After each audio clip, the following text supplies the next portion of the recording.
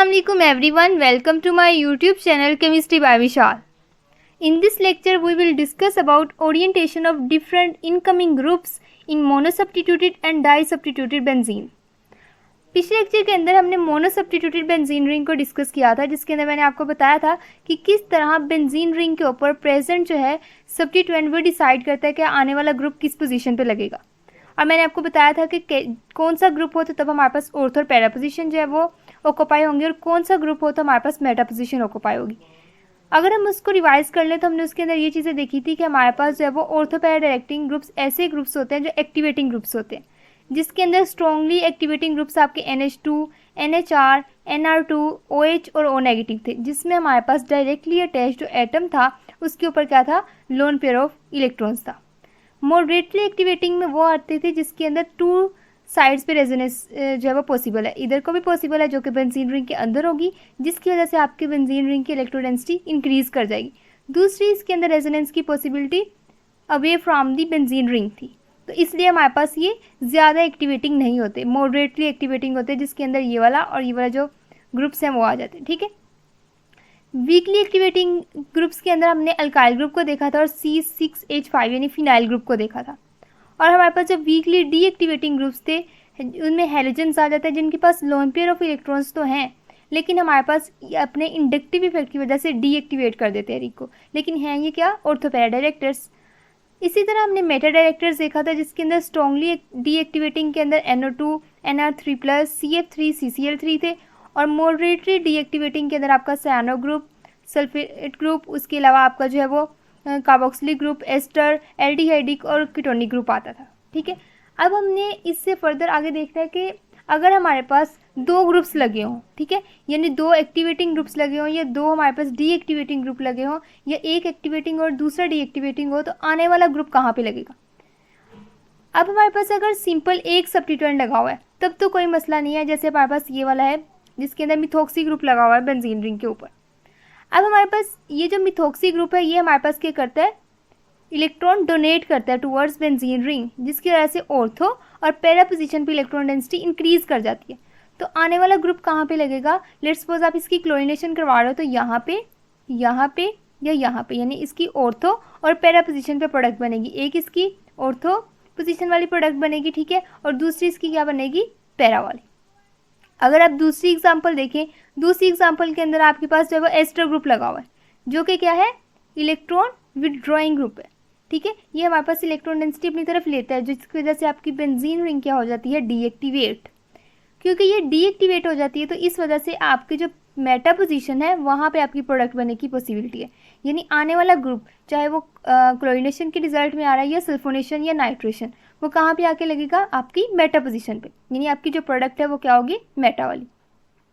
अगर आप सी में देख ले तो सी के अंदर हमारे पास क्या है, अगर आप इसको गौर से देखें तो हमारे पास यहाँ पे जो एटम डायरेक्टली अटैच है वो उसके ऊपर क्या है, लोन पेयर ऑफ इलेक्ट्रॉन्स है, यानी हमारे पास ये क्या है, इलेक्ट्रॉन डोनेटिंग ग्रुप है, यानी हमारे पास ये एक्टिवेटिंग ग्रुप से बिलोंग करता है। अब हमारे पास क्योंकि ये एक्टिवेटिंग ग्रुप है तो एज रिजल्ट हमारे पास ऑर्थो और पैरा पोजीशन इसकी एक्टिवेटेड पोजीशंस है, तो हमारे पास जो प्रोडक्ट है उसमें से एक ऑर्थो पोजीशन पे होगी प्रोडक्ट और दूसरी इसकी क्या होगी, पैरा वाली।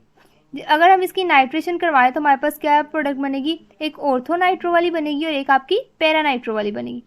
इससे नेक्स्ट वाला अगर आप देखें तो इसमें भी हमारे पास क्या है कि ये नाइट्रोजन के ऊपर है लोन पेयर, ये हमारे पास क्या कर सकता है, इलेक्ट्रॉन डेंसिटी प्रोवाइड कर सकता है टुवर्ड्स बेंजीन रिंग, तो ये भी आपका ऑर्थो पैरा डायरेक्टर है।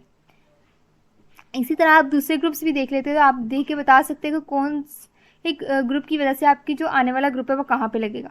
लेकिन सवाल ये उठता है कि अगर दो ग्रुप्स लगे हो, यानी क्लोरीन भी लगा हो और आपका मिथॉक्सी ग्रुप भी लगा हो, या फिर आपका ये सल्फोनेट ग्रुप लगा हो और साथ में आपका कोई अमाइड ग्रुप लगा हो या कोई भी आपका अदर ग्रुप लगा हुआ है, तो उस केस में आपका आने वाला जो नया ग्रुप है वो कहाँ पे लगेगा, तो हम उसको आज डिस्कस करेंगे। यानी हम देखेंगे कि ओरिएंटेशन ऑफ इनकमिंग ग्रुप क्या होगी in case of di substituted benzene.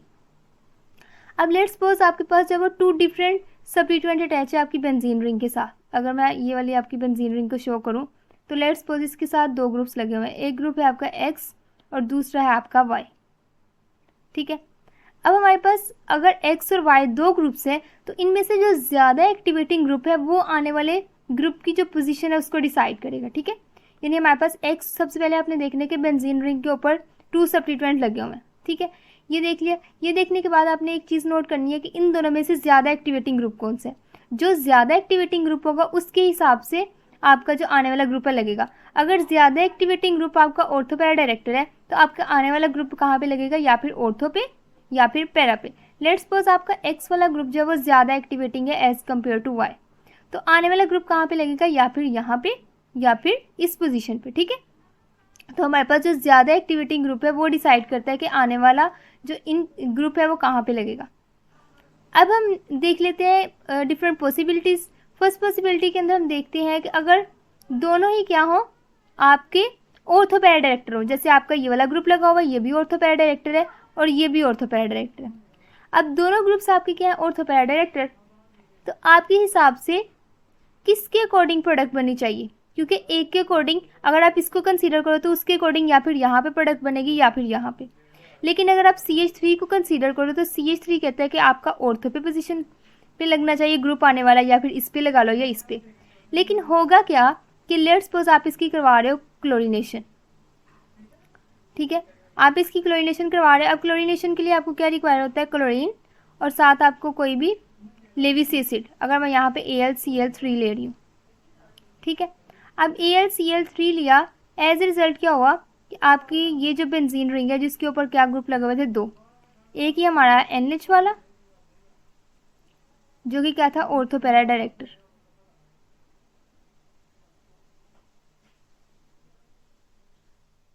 और दूसरा हमारे पास लगा हुआ था मिथाइल ग्रुप, ठीक है, CH3। अब आने वाला ग्रुप कहाँ पे अटैच होगा, जो कि है हमारे पास क्लोरीन, वो अटैच होगा ज़्यादा एक्टिवेटिंग ग्रुप के अकॉर्डिंग। अब ज़्यादा एक्टिवेटिंग ग्रुप कौन सा है, ये वाला। जैसे कि आप यहाँ से देख सकते हैं कि ये वाला ज़्यादा एक्टिवेटिंग है एज़ कम्पेयर टू R, यानी अल्काइल ग्रुप जो कि CH3 है। तो हमारे पास जो कौन सी प्रोडक्ट बनेगी, ये वाली, यहाँ पे आपका क्लोरीन अटैच होगा, ठीक है। तो इसने डिसाइड किया कि क्लोरीन कहाँ पे आकर अटैच होगा। इसी तरह अगर आप एक और एग्जाम्पल देखिए, इसके अंदर हमारे पास क्या है, पैराब्रोमो एनिलीन है, जिसके अंदर एक NH2 ग्रुप लगा हुआ और दूसरा ब्रोमीन है। अब आपको पता है कि NH2 जो है वो स्ट्रॉन्गली एक्टिवेटिंग ग्रुप है, ठीक है। तो उसके अकॉर्डिंग आपका जो आने वाला ग्रुप है वो कहाँ पे लगेगा। अगर मैं इसको ड्रा करूँ तो हमारे पास जो आने वाला ग्रुप है वो कहाँ पे लगेगा, ये है हमारे पास बेंजीन रिंग, ठीक है। अब इसके ऊपर 2 ग्रुप्स लगे हुए थे, एक था एनिलीन वाला ग्रुप यानी सॉरी NH2, ठीक है, NH2 यानी हमारे पास एनिलीन इसका पेरेंट आइटम, पेरेंट जो मॉलिक्यूल का नाम था, और ये आपकी पैरा पोजीशन पे आपकी ब्रोमीन लगी हुई थी। अब हमारे पास इस एनिलीन की पैरा पोजीशन पे ब्रोमीन लगी हुई, यानी 2 सब्स्टिट्यूएंट है, एक NH2 है और दूसरा आपके पास ब्रोमीन है। ब्रोमीन वीकली डीएक्टिवेटिंग है लेकिन NH2 स्ट्रॉन्गली एक्टिवेटिंग है। तो स्ट्रॉन्गली एक्टिवेटिंग के अकॉर्डिंग हमारे पास ऑर्थो पोजीशन कौन सी बनती है, ये वाली। तो यहाँ पे as a result of chlorination आपकी जो प्रोडक्ट है वो कहाँ पे बनेगी, ortho position with respect to NH2, यानी हमारे पास जो है वो ऑर्थो पोजीशन पे आपका क्लोरीन अटैच होगा, क्योंकि पैरा तो ऑक्यूपाइड है तो पैरा पे तो लग नहीं सकता। तो हमारे पास क्लोरीनेशन के रिजल्ट में आपकी ऑर्थो पोजीशन पे क्लोरीन अटैच होगा। यहाँ पे जो आपका क्लोरीन होगा वो बहुत ही ज़्यादा माइनर प्रोडक्ट बनेगी। जो आपकी मेजर प्रोडक्ट है वो किसके रिजल्ट में बनेगी, जब आपका क्लोरीन NH2 के हिसाब से ऑर्थो पे हो। इसी तरह आप एक और एग्जाम्पल देखिए, यहाँ पे हमारे पास हाइड्रोक्सिल ग्रुप लगा हुआ है और एक मिथाइल ग्रुप लगा हुआ है, यानी हमारे पास ये पैरामिथाइल फिनोल है। अब इसके अंदर हमारे पास OH ग्रुप जो है वो स्ट्रॉन्गली एक्टिवेटिंग ग्रुप है, तो इसके अकॉर्डिंग आपकी प्रोडक्ट बनेगी। यानी हमारे पास जो प्रोडक्ट है अगर उसको मैं बनाना चाहूँ तो ये आपका OH है, ये मैंने बेंजीन रिंग शो कर दी, ठीक है। ये आपका मिथाइल ग्रुप लगा हुआ था, तो आने वाला ग्रुप यहाँ पे लगेगा। लेट्स सपोज आप इसकी नाइट्रेशन करवा रहे हो, HNO3 आपने ऐड किया, ठीक है, जो सारे एजेंट्स वगैरह यूज़ होने हैं, और साथ आपकी जो प्रोडक्ट है वो क्या बनी कि आपकी पैरा पोजीशन पे लगना चाहिए था वैसे, या फिर ऑर्थो पे। पैरा पोजीशन इसकी ऑक्यूपाइड है बाय मिथाइल ग्रुप, तो आपकी जो ऑर्थो पोजीशन है वहाँ पे लग जाएगा नाइट्रो ग्रुप। अब दूसरी पॉसिबिलिटी ये है कि आपका एक ग्रुप जो है सब्स्टिट्यूएंट जो है वो ऑर्थो पैरा डायरेक्टर हो और दूसरा सब्स्टिट्यूएंट जो है मेटा डायरेक्टर हो, जैसे कि ये एग्जाम्पल है। अब हम जानते हैं कि ऑर्थो पैरा डायरेक्टर हमारे पास क्या होते हैं, एक्टिवेटिंग होता है, ठीक है। लेकिन हमारे पास ये जो मेटा डायरेक्टर होता है वो क्या होता है, डीएक्टिवेटिंग ग्रुप होता है। तो इसका क्या मतलब हुआ कि कौन डिसाइड करेगा, ऑर्थो और पैरा डायरेक्टिंग ग्रुप, यानी हमारे पास जो है वो ortho para directing group decide करेगा कि आने वाला जो ग्रुप है वो कहाँ पे लगेगा। अब हमारे पास यहाँ पे 2 सब्स्टिट्यूएंट्स है, एक है OH और दूसरा हमारे पास CF3। OH है ऑर्थो पैरा डायरेक्टर, तो OH डिसाइड करेगा कि आने वाला ग्रुप कहाँ पे लगना है, तो उसके अकॉर्डिंग यहाँ पे लग जाइए, यहाँ पे। अब एक चीज़ आप नोट कर रहे होंगे कि CF3 के लिहाज से भी ये मेटा पोजीशन है, तो ये दोनों ग्रुप्स के हिसाब से फेवरेबल कंडीशन है, ठीक है। तो अगर आप इसकी करवाओ सल्फोनेशन, तो सल्फोनेशन के रिजल्ट में क्या होगा कि आपके ये वाली पोजीशन पे क्या लग जाएगा, SO3H ग्रुप। अगर मैं इसको शो करूं तो ये आपका OH ग्रुप है, ये आपका CF3 ग्रुप है, जो कि हमारे पास क्या है, स्ट्रॉन्गली डीएक्टिवेटिंग है। और यहाँ पे आपका क्या लगेगा, आपका SO3H ग्रुप, ठीक है। अब नेक्स्ट एग्जांपल हम देख लेते हैं। इसके अंदर एक मिथॉक्सी ग्रुप लगा हुआ है और दूसरा आपके पास नाइट्रो ग्रुप लगा हुआ है। अब मिथॉक्सी ग्रुप है ortho para director, nitro group है आपका मेटा डायरेक्टर। OCH3 कहता है कि आने वाला सब्स्टिट्यूएंट यहाँ पे लगे। NO2 कहता है नहीं, हमारे पास यहाँ पे प्रोडक्ट बननी चाहिए। अब हमारे पास क्या होगा कि हमने देखना है कि इन दोनों के हिसाब से प्रोडक्ट कहाँ पे लगेंगे।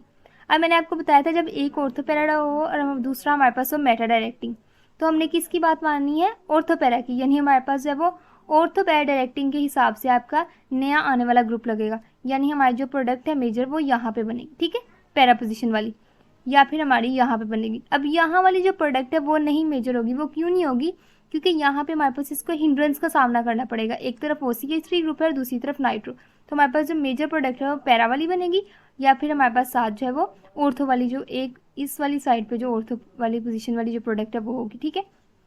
अब थर्ड कंडीशन ये आती है कि दोनों ही मेटा डायरेक्टिंग ग्रुप हो, जैसे कि एक तरफ आपका साइनाइड ग्रुप लगा हुआ है, दूसरी तरफ आपका SO3H ग्रुप लगा हुआ है, या फिर एक तरफ आपका एल्डिहाइड ग्रुप लगा हुआ है और दूसरी तरफ आपका नाइट्रो ग्रुप लगा हुआ है।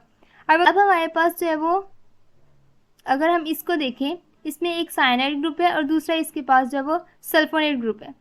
अब हमारे पास हम ये देखेंगे कि किसके अकॉर्डिंग प्रोडक्ट बनेगी, तो साइनाइड और जो हमारे पास ये वाला ग्रुप लगा हुआ है सल्फोनेट वाला, दोनों के अकॉर्डिंग हमारे पास यहाँ पे प्रोडक्ट बननी चाहिए। तो आपकी जो प्रोडक्ट है वो यहाँ पे ही बनेगी, ठीक है। तो आपकी इस पोजीशन पे आपकी प्रोडक्ट बनेगी। अगर आप इसकी क्लोरीनेशन करवाते हो तो एज ए रिजल्ट क्या होगा कि ये आपकी है बेंजीन रिंग, ठीक है। यहाँ पे आपका CN ग्रुप लगा हुआ है, यहाँ पे आपका SO3H ग्रुप लगा हुआ है। आपका आने वाला ग्रुप लगेगा with respect to meta to both groups. अब हम देख लेते हैं कि हमारे पास स्टेरिक हिंड्रेंस का फैक्टर डिसाइड करता है हमारे पास आने वाले ग्रुप की ओरिएंटेशन को या नहीं। स्टेरिक हिंड्रेंस भी एक अनदर फैक्टर है जो कि डिसाइड करता है कि आने वाला ग्रुप किस पोजीशन पे लगेगा। अब हमारे पास यहाँ पे एक क्लोरीन और एक ब्रोमीन है, ठीक है। दोनों ही हमारे पास जो है वो ऑर्थोपैरा डायरेक्टिंग है और दोनों ही डीएक्टिवेटिंग ग्रुप है। अब ऑर्थोपैरा डायरेक्टिंग के अकॉर्डिंग ये इसकी भी ऑर्थो पोजीशन है, इसकी भी है, यानी हमारे पास आने वाला ग्रुप यहाँ पे भी लग सकता है, या फिर ग्रुप यहाँ पे लग सकता है जो कि इसके हिसाब से पैरा पे है और इसके हिसाब से ऑर्थो पे है। इसके अलावा ग्रुप यहाँ पे भी लग सकता है जो कि इसके हिसाब से ऑर्थो पे है और क्लोरीन के हिसाब से पैरा पे है।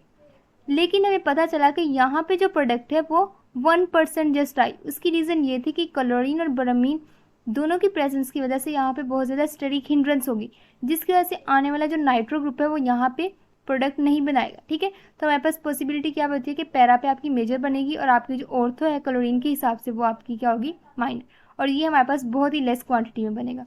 तो हमने क्या देखा कि किस तरह स्टेरिक हिंड्रेंस वाला फैक्टर भी इफेक्ट करता है आपकी orientation of substituent in di substituted benzene. ये था हमारा आज का lecture. Thanks for watching my video. अल्लाह हाफिज़।